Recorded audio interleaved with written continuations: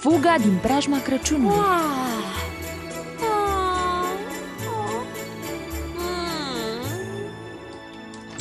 Perioada Crăciunului îmi amințile, mirosuri aromate și colinde cântate, scorțișoară și mirodenii și castane mici și masole cu orez brun. Sărbătorile astea chiar plăcute, plăcute. 204 și 205. Te supără ceva, micuța mea păpădie scumpă? Da, mi-aș dori să putem sărbători Crăciunul ca toată lumea. Să avem un brad de Crăciun adevărat în casă și multă beteală strălucitoare în locul ghemurilor de lână și globuri și să mâncăm ciocolată. Un curcan rumenit delicios în locul algelor umplute cu tofu. Cici? Ce zici? Și cadouri interesante ca agende electronice în locul pijamalelor din petice de anul trecut. Lola, ce-ai pățit? Nu așa te-am crescut? Asta e și ideea! Nu ați putea să fiți și voi ca ceilalți părinți măcar o dată pe an? Sau vă cer prea mult? Nu e bine ceea ce ceri. Dacă toată lumea ar fi ca părinții tăi măcar o dată pe an, lumea noastră ar fi mult mai puțin poluată. Hei, zău! tu vezi de castanele tale, da? Lola, nu e frumos să vorbești așa cu April. Ea nici măcar nu o să aibă ocazia să petreacă Crăciunul cu părinții ei. Sunt iarăși de gardă la spital. Păi, dacă așa stau lucrurile, Crăciun fericit și adios. Lola, am uitat să-ți spun. April va dormi în seara asta la tine în cameră. Oh, Cici, te iubesc așa de mult. O să merg cu tine oriunde te vei duce. Nu-mi vine să cred. Gata, m-am săturat. Nu mai suport.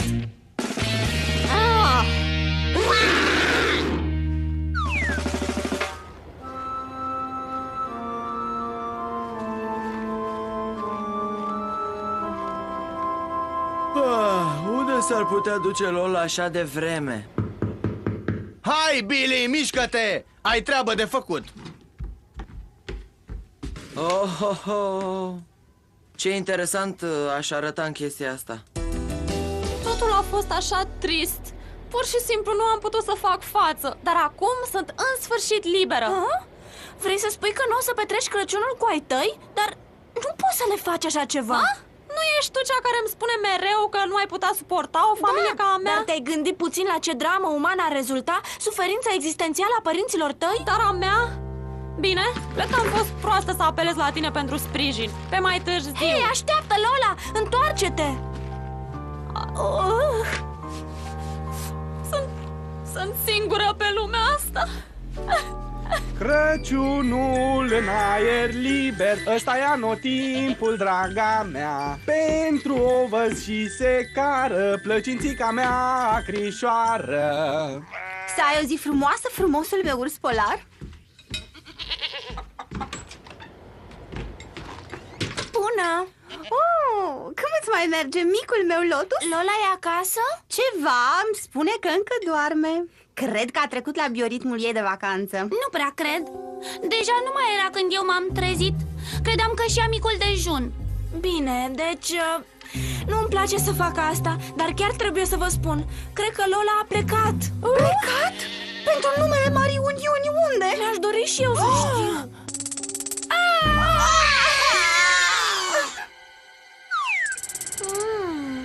Toate lucrurile pe care părinții mei nu mă lasă să le am. Ei, păcat, de acum încolo o să am eu grijă.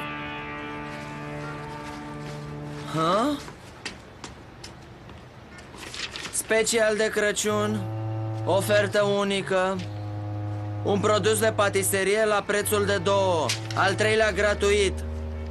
Alarmele Habab înseamnă liniștea dumneavoastră. Vacanțe fără griji. Ho, ho, ho. Nu-ți face griji?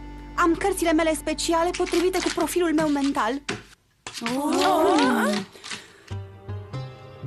Culori care generează boli, culori artificiale, dragostea pentru o masă. Billy! Lola e cu Billy! Desigur, coloranți alimentari! Sunt la Palatul Burgerilor! O identitate schimbată? Lola s-a transformat într-un bărbat? Asta nu e nici yin, nici yang.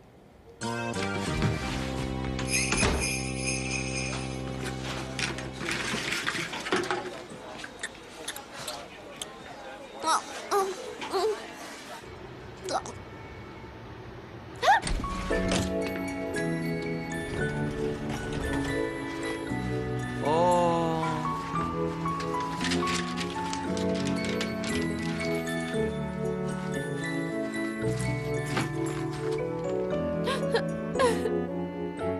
Soare! O viață de vis! Hau, hau, hau. Ei bine, micuță domnișoară, care e problema? Of, Moș Crăciun, nu mai rezist. Îmi doresc să fiu departe de aici. Lola? A fost aici! A înghițit pe nerăsuflată prăjitura cu înghețată cu coloranți artificiali și cu euri.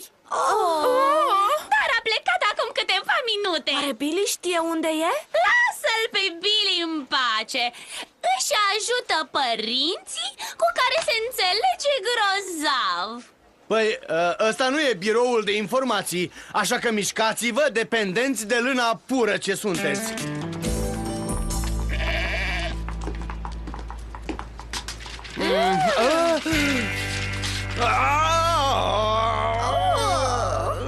Sper că n-a plecat cu fata biodegradaților. Asta e numai vina noastră. Noi suntem cei care o facem pe Lola să se simtă diferită de prietenii ei. Acum ce o să ne facem? Așa că asta e povestea mea. Mulțumesc. Acum mă simt mult mai bine că cineva m-a ascultat în sfârșit. Și mai e ceva, vezi tu? E un băiat și îmi place mult, mult de el, dar... Cum arăta băiatul ăsta? Păi, cu părul blond, cu un cercel mic, incredibil de drăguț. Poți să-mi spui mie și numai mie. Știi? Moș Crăciun e expert la a ține secrete. Lola! Micuța mea picătură de rouă! Puiul meu care a căzut din cuib! Lola! Te rog, întoarce-te acasă! Bine, acum e timpul să încep viața într-un loc însorit. Hei, așteaptă! M-am răzgândit! Lola! Dulcea mea, șchiuță de bambus! Micul meu vlăstar de fasole! Hei, Suzy, e sintetic. O să te otrăvești. Lola! Un om cu barbă? O identitate schimbată? Asta e! Lola e deghizată ca Moș Crăciun, ca nimeni să nu o poată recunoaște.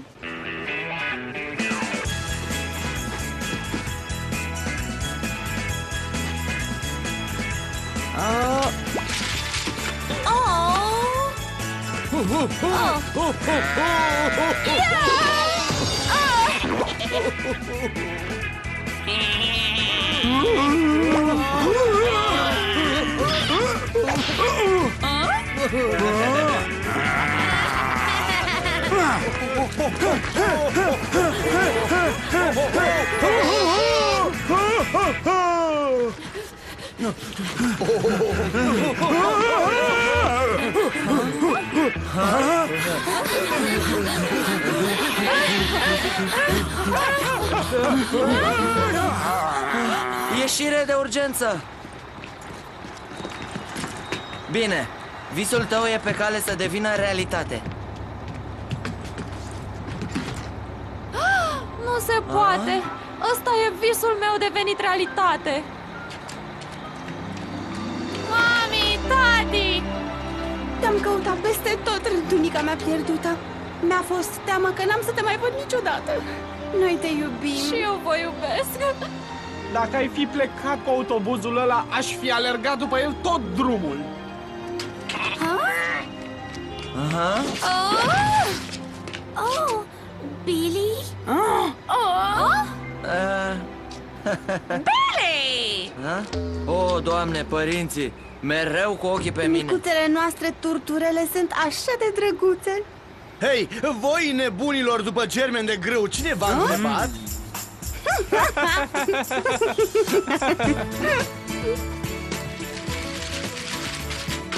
Hei, grozav!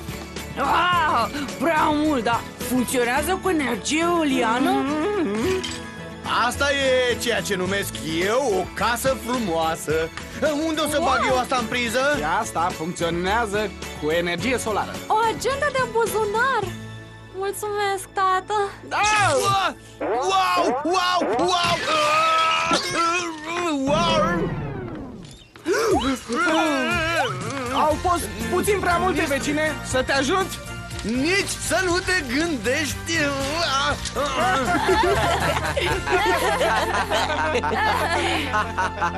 Crăciun fericit! Competiția de schi. Mama, crezi că o să am nevoie de asta la schi? Plântuța mea scumpă, s-ar putea să fie puțin prea subțire pentru temperaturi de sub 0 grade. Billy va fi și el în excursia de schi de la școală, așa că ce altceva vrei să port? Mănuși gigantice?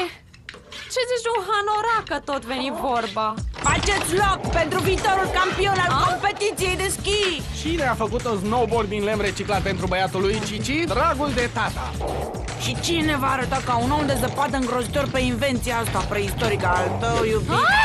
Wow, dar noroc că știu și eu ceva Hai, nu te mișcări. mai lăuda! Nu ai mers niciodată pe schiuri sau cu snowboardul? Oh, da, vorbește regina bikinilor. Deodată o importantă expertă în Uite schi. aici, asta o să țină de cald.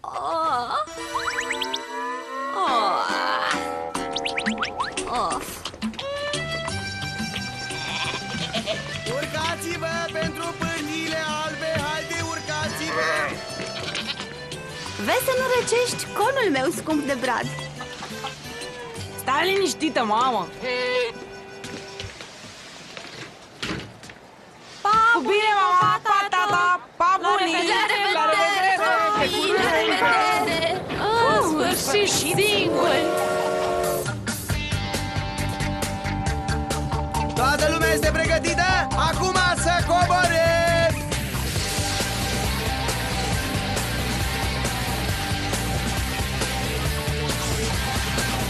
Iuhu, super! Hai, Lola, încearcă și tu! Că poți și tu! Unde sunt frânele?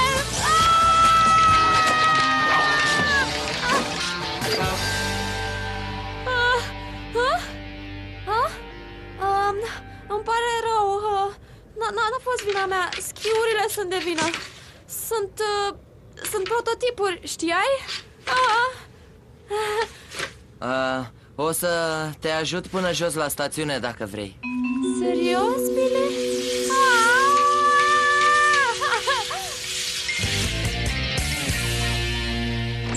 Ați auzit ultima știre despre familia Habab? Vor să deschidă un palat al burgerilor la pârtiile unde sunt copiii noștri. Adăpostit într-o dumbravă umbroasă, spune aici. Da, să fim serioși. Nu o să mai rămână nimic din braț. Bine, dacă ei cred că vor scăpa atacându-i pe prietenii noștri brazii...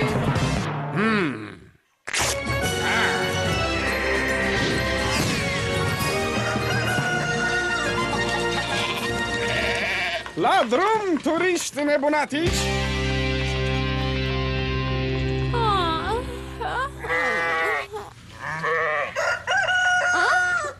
Oh, nu! Probabil că am halucinații. Sau e un coșmar?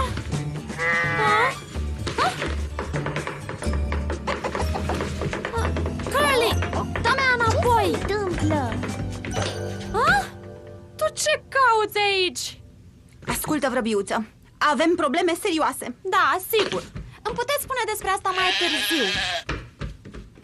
3, 2, 1 la pătrat, Venitam la demonstrat. 3, 2, 1 la pătrat, Venitam la demonstrat. Habab, te rugăm, copacii să-i cruțăm. Habab, te rugăm, copacii să-i cruțăm.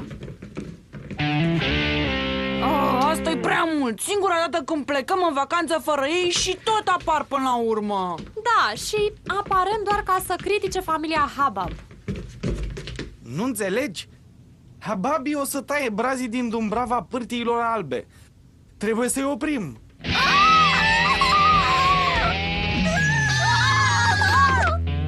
Noi doar nu o să stăm să nu facem nimic cât timp hamburgerii ne vor înlocui copacii. Dumbrava de Braz trebuie salvată.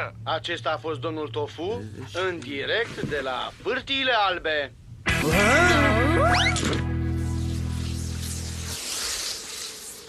Știi, Billy, te-am văzut cum schiezi și mă întrebam dacă n-ai vrea cumva dacă vrei să mă înveți și pe mine. Oh, da? Păi, sigur că da, oricând. Floricelele mele de colț! Suntem aici! Oh, nu!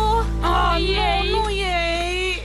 Afară din Dumbrava mea de Braz, voi, bioprostovanii! Oh, nu el. Aceasta este o varietate rară de copac pe care nu ai niciun drept să-l tai. Puteți găsi câte varietăți vreți la Palatul Burgerelor. Ucigați de copaci! Creiere de legume! Exterminatorilor! Zoologilor!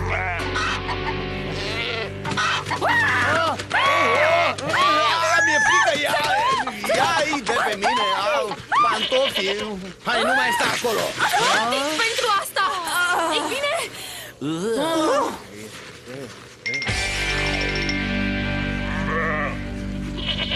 M-am săturat de toată cearta asta cu familia Habab. Nu o să pot să iau lecțiile de schi cu Billy. Nu-ți face griji, am un plan.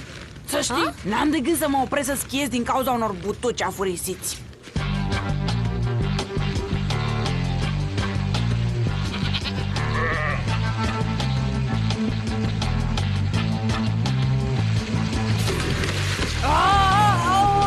Glezna mea! Te-ai lovit? Îți chemăm un doctor. Nu, e în regulă, îl duc eu acolo. Hei, m-am descurcat? Crezi că au căzut în plasă? Te-ai descurcat grozav. În sfârșit pot să fiu cu Romeo al meu. Adică Billy al meu. Ce drăguț!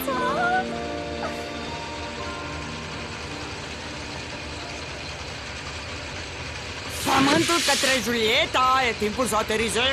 Hei, așteaptă!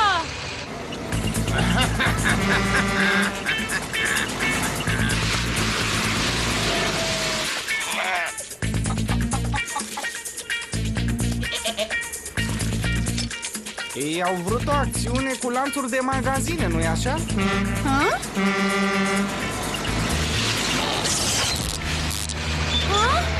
Oh, Doamne, tocmai acum și-a găsit să se strice. Iuhu! E cineva acolo? Trebuie să treceți de noi dacă vreți să tăiați copacii ăștia. E în regulă din partea mea. Te rog, mamă, fă ceva. Ia spune, aia nu e Lola? Ce face tocmai acolo? Lola, stai liniștită, vin acum. Oh, eroul meu! Am fost transportat la acest balcon pe aripile suave ale dragostei. Numai și numai pentru tine, dragostea mea. Lola, dragă, trebuie să mergem după ajutor. Părinții noștri au devenit fanatici. Uite și lecția de schi pe care o vroiai.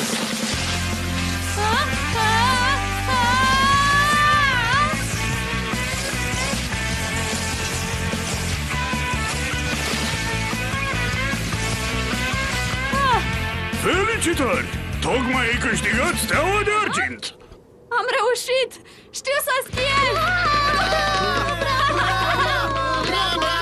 Avem nevoie de un mare ajutor. Dacă nu ne mișcăm, locul ăsta va fi cunoscut ca stațiunea unde s-a masacrat cu fierăstrăul.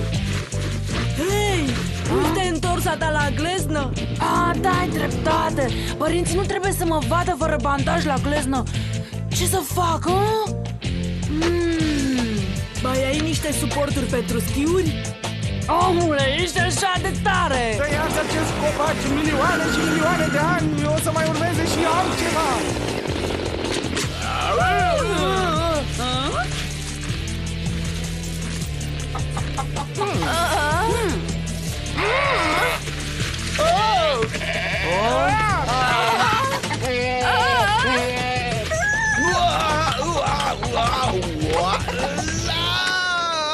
Vă ordon să ieșiți de pe proprietatea mea!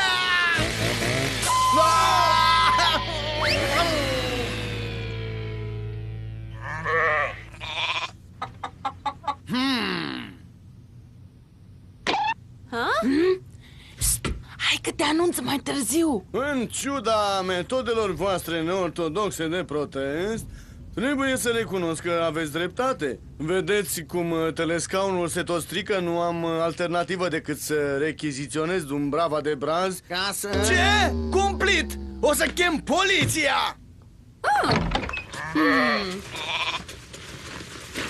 Oh, voi și palatul vostru de burger! Data viitoare să nu mai contați pe mine!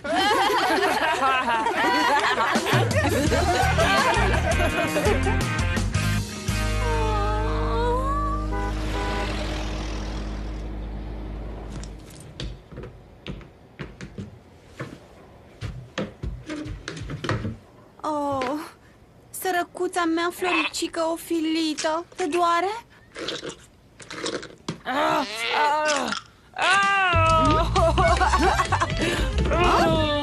Băi, nu au avut gips, așa că mi-am făcut unul din... cum e... A luat, da. Lasă-mă în pace, măi, lasă-mă. Hei, dar glezna ta? Wow!